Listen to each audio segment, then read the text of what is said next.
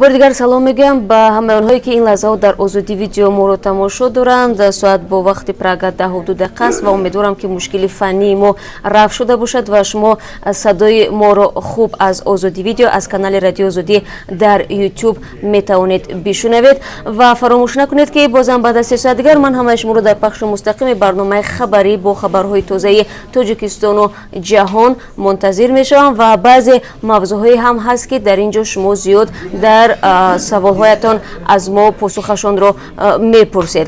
خب در شهر دوشنبه پس از 22 روز ماجرا در وروخ مذاکرات هیئت‌های تاجیکستان و قرقیزستان آغاز شده است. میزبانی این مذاکرات را کمیته دولتی اداره زمین و گردیزی تاجیکستان بر دوش دارد.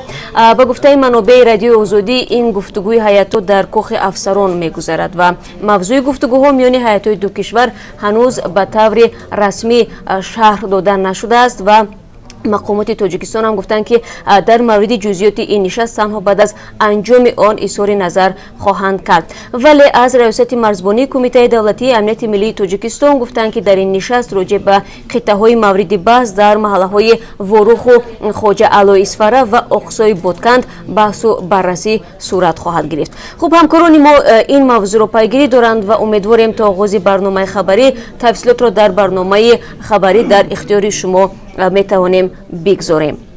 دیپورت کردند خرجتان را خودتان بدهید. وزارت کارهای داخلی روسیه لایحه قانونی را آماده کرده است که بر پایه آن مهاجرانی که اخراج میشوند خرج دادگاه و راهگیری کشور خود را از جیبشان باید پرداخت کنند. هرچند سند در سامانه پیشنویس معیارهای حقوقی نشر شد ولی حالا طرح تغییر علاوه ها به قانون وضع حقوقی شهروندان خارجی در روسیه به پارلمان پیشنهاد نگشته است.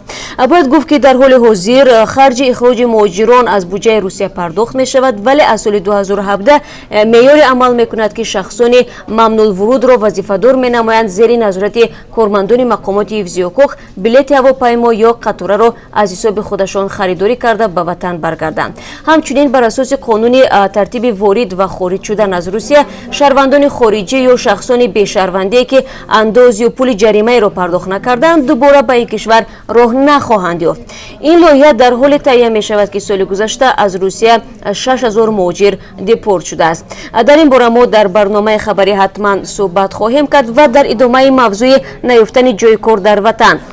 هرچند مقامات تاجیکستان دائم از دستگیری جوانان تاجیک از منبرهای بلند میگوید اما همه سال صدها هزار نفری آنها برای خود شغل مناسب پیدا کردن نمیتوانند و مجبورند که بر روسیه رخت سفر بندند. آنهایی که این امکانیت را ندارند به مردی کاربازار در داخل خود تاجیکستان رو میارند.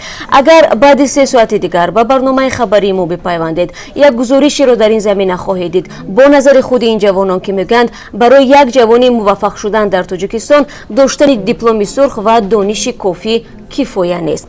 در برنامه امروز درباره پیمان ناتو هم میگوییم که از تصویب 70 سال میگذرد و حالا ناتو 29 عضو دارد. کشورهای به مثل بوسنیا، هرزگوین و مکدونیا برای عضویت به آن آمادگی میگیرند و باید گفت که در داخل پیمان هم اختلافات نظر وجود دارد. برای مثال رئیس جمهور دونالد ترامپ میگوید ناتو اکثرا به پول آمریکا تکیه میکند. در عین زمان ولادیمیر پوتین گسترش ناتو را خطر مستقیم نام میبرد.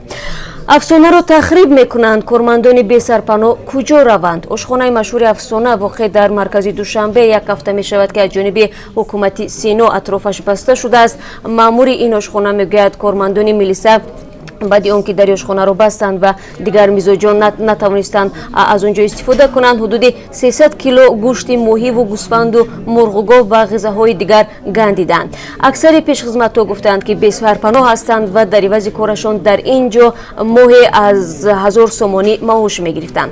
چرا این آشخانه تخریب می شود و در جای آن چی را بنیاد میکنند و از همه مهم مقامات جبران را پرداخت خواهند کرد یا نه؟ در این باره امروز یک گزارش خواهیم داشت و همچنین موضوع دیگری روز نیز هست که ما بعد از 3 ساعت دیگر در اختیار شما بینندگان عزیز خواهیم گذاشت. ما را در پخش مستقیم آزادی ویدیو در کانال یوتیوب تماشا کنید.